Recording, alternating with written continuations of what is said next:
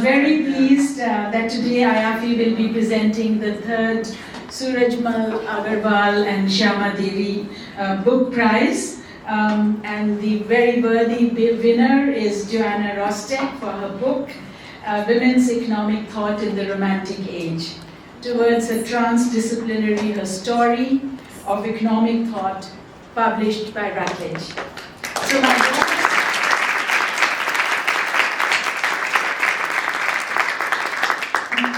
So my warmest congratulations, Joanna, for this tremendous win. Her husband is also there with her to support her achievement.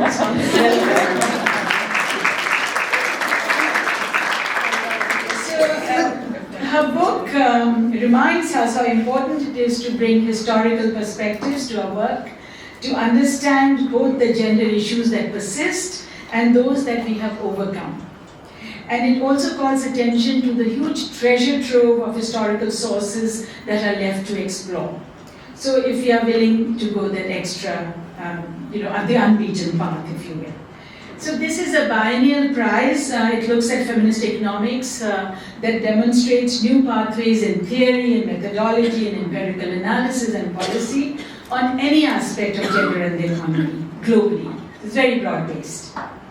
And I established this prize in honor of my late parents. My mother passed away in 2006 and my father in 2012. Both of them were born in Rajasthan in northwest India. And it's a state that's famous for its palaces, its sand dunes and its step wells. So every tourist would like to India would probably visit there. But Rajasthan is also a very socially conservative state. And my mother wanted to be a medical doctor, but she had to leave school early because of social norms. So she completed high school after she got married, hugely encouraged by my dad. So as a child, she was a rebel, but in adulthood, she combined great moral strength and amazing generosity. My father studied electrical engineering and he rose to the top of the civil service. He was an excellent administrator and an inventor. He invented the keyboard of the Hindi teleprinter and typewriter. But for me, one of the best things he did was really in the 1960s.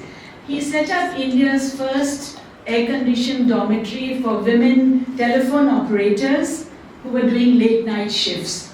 And earlier they would just hang around in the corridors until it was safe. It was morning and safe to return home. So he said they must have a dormitory where they could rest comfortably and go home safely in the morning. So I would call him a feminist humanist. Now both my parents throughout their lives, both financially and morally, supported young women to pursue their dreams of higher education. Both for women within the extended family and for others. So as a result, every niece I have has been to college through their support, one way or the other, and holds a job. And I think that's a great deal if you consider even today for the regions that we come from.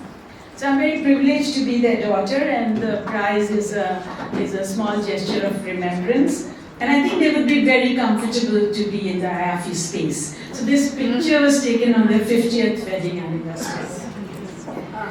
I warmly thank Andrea Collins, who worked with me to get publishers to nominate books. And she put in, every round she puts in tremendous efforts in pursuing, in receiving, and in tracking the nominations. Of course, warmest thanks to the IAFI jury, the committee. Carmen Diana Dier was the chair. Jane Humphreys and Maria Floro were also members, and it's really a heroic task for selecting the winner. So once again, warmest congratulations, Joanna, and keep up your inspiring work.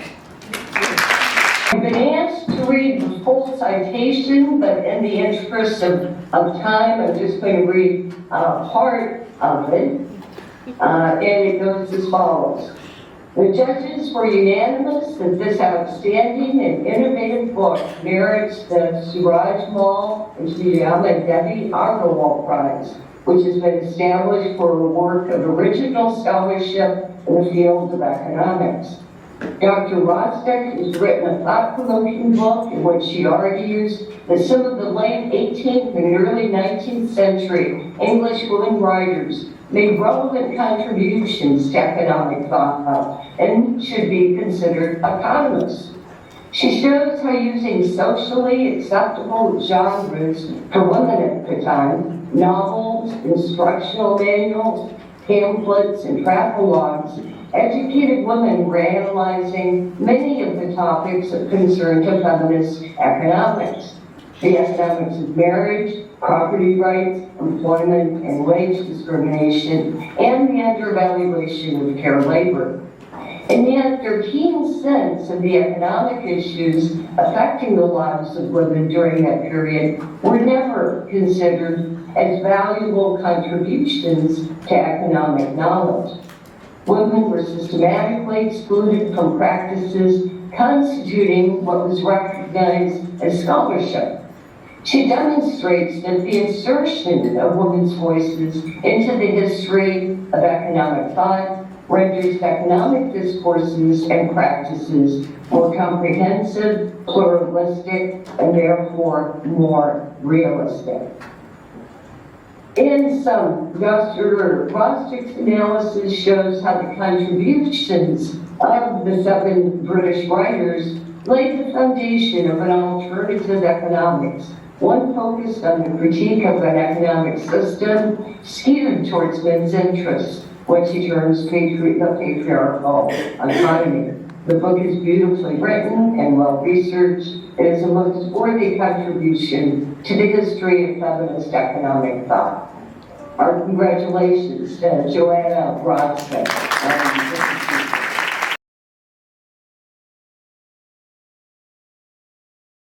Congratulations. Thank you very much. Thank you. Wow. Thank you very much. It's really a great pleasure and an honor to receive a prize from such a vibrant, inspirational and innovative association as AFE.